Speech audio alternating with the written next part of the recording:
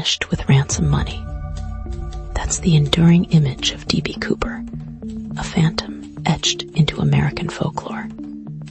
November 24th, 1971. A Boeing 727 Northwest Orient Airlines Flight 305, bound for Seattle, becomes the stage for an audacious act of sky piracy. Man, identifying himself as Dan Cooper, calmly orders a bourbon and soda. He's unremarkable, perhaps even forgettable, in his dark suit and tie. But beneath the veneer of normalcy, a meticulously planned extortion is about to unfold, one that will baffle investigators for decades and spawn countless theories. The Thanksgiving Eve flight carried 36 passengers, a skeleton crew perhaps lulled into complacency by the holiday spirit. Cooper's initial demeanor seemed innocuous, businesslike even. What nobody knew was that tucked inside his briefcase were explosives and a thirst for $250,000. The initial flight would soon turn into a high-stakes game of life and death, with the sky as the only escape. The note passed to Florence Schaffner, the flight attendant, was brief but chillingly direct. It claimed that Cooper had a bomb in his briefcase, and he wasn't afraid to use it. He demanded $200,000 in unmarked $20 bills, 2 back parachutes, and 2 chest parachutes. His demands were specific, precise, and left no room for negotiation. Schaffner, initially dismissing the note as a joke, quickly realized the gravity of the situation when Cooper opened his briefcase, revealing a tangle of wires and red cylinders. Fear pulsed through the cabin as the crew discreetly alerted the pilots. A quiet terror gripped the passengers, unaware of the high-stakes drama unfolding just a few feet away. Outside, a storm was brewing, mirroring the tempest that was about to engulf Flight 305. Little did anyone suspect that this storm would quickly take on mythical proportions. The pilots relayed Cooper's demands to air traffic control, who in turn contacted the authorities. A tense negotiation ensued, with the FBI taking control. The aircraft circled over Seattle-Tacoma Airport as authorities scrambled to gather the ransom and parachutes. The passengers, finally informed of the situation, remained remarkably calm, a testament to the crew's professionalism and the inherent human desire to survive. News of the hijacking quickly spread, captivating the nation. The media dubbed him D.B. Cooper, a misremembering of the name he used to purchase his ticket. Meanwhile, on the ground, the money was being assembled, each bill meticulously recorded. After what felt like an eternity, the ransom and parachutes were delivered to the plane during a refueling stop.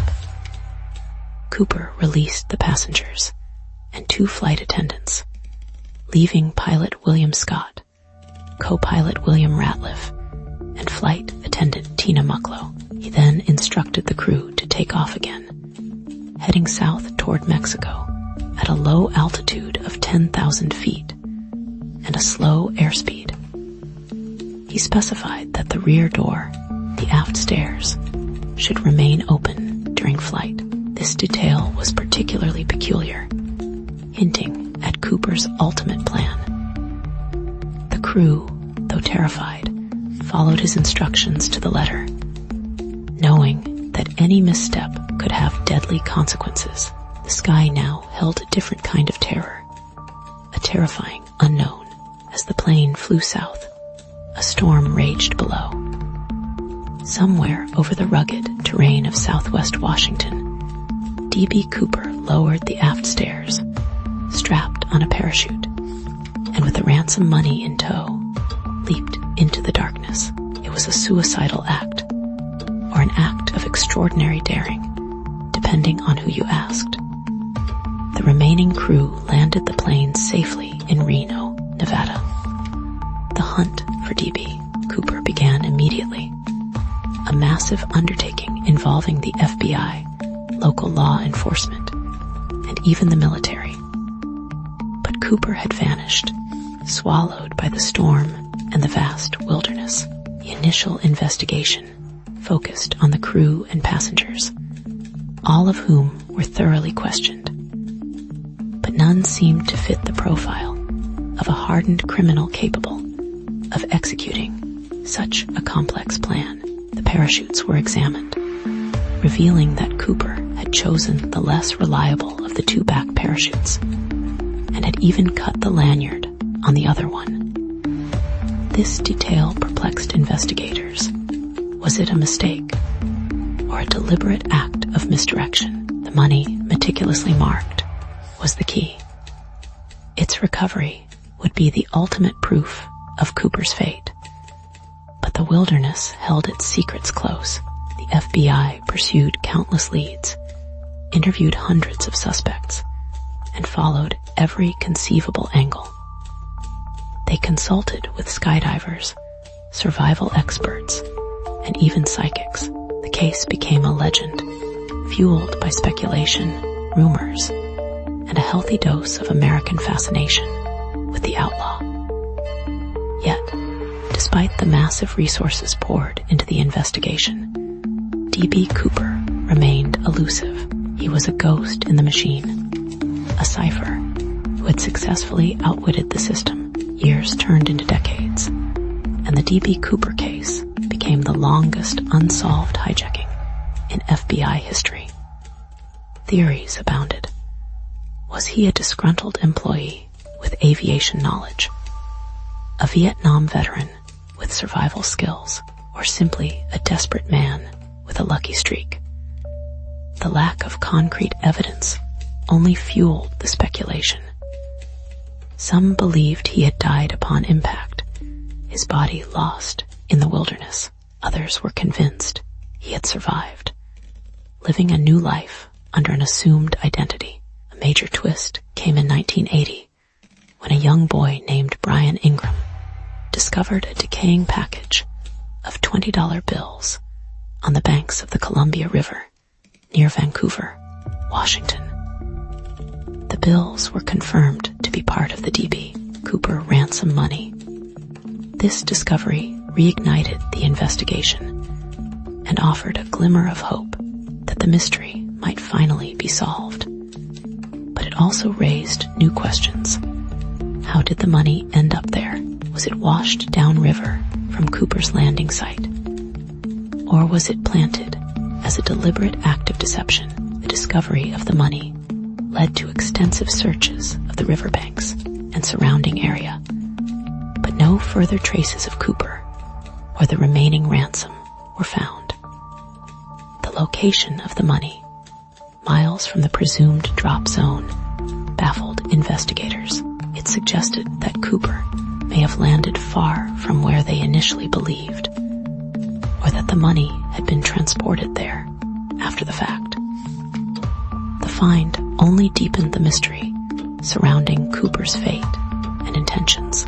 It seemed every answer only opened up more questions. The FBI continued to investigate the case, even as the years passed. They re-examined old evidence, explored new leads, and even used advanced technology to analyze the recovered money. But D.B. Cooper remained just beyond their grasp. The case had become an obsession for some, a symbol of the limits of law enforcement and the enduring power of the unknown. The legend of D.B. Cooper had far eclipsed the actual crime. In 2011, the FBI announced that they had found particles of titanium on Cooper's tie, suggesting he may have worked in a manufacturing plant that used the metal. This led to renewed interest in potential suspects with connections to the aerospace industry. But even this promising lead ultimately fizzled out. The identity of D.B. Cooper continued to evade investigators, the titanium providing a fascinating detail but no resolution. The mystery remained maddeningly intact. Another potential breakthrough emerged when amateur sleuths uncovered a potential connection between Cooper and a man named Kenneth Christiansen, a former paratrooper and Northwest Orient employee. Christiansen had a suspicious amount of cash shortly after the hijacking, and his behavior had raised eyebrows among his friends and colleagues.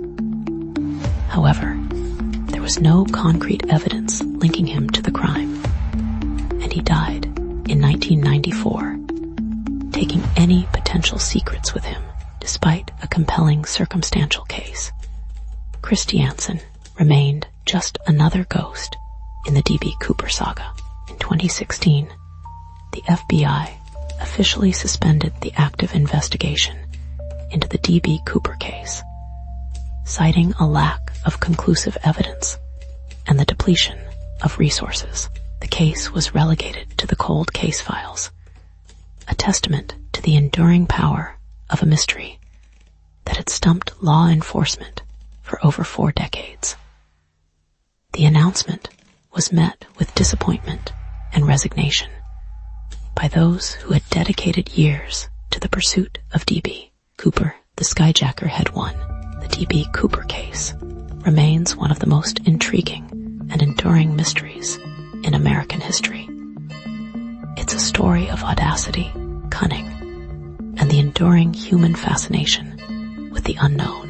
Whether Cooper died in the jump or lived to enjoy his ill-gotten gains, his legend continues to inspire awe and speculation.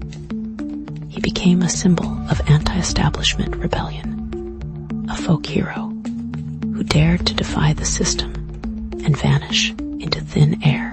The chilling irony is that in the end, D.B. Cooper achieved a kind of immortality. He became a myth, a legend whispered around campfires and debated in online forums. He represents the ultimate escape, the ability to disappear completely and leave behind only questions. And though the money may be gone and the investigation closed, the legend of D.B. Cooper will continue to haunt the skies, a reminder that some mysteries may never be solved.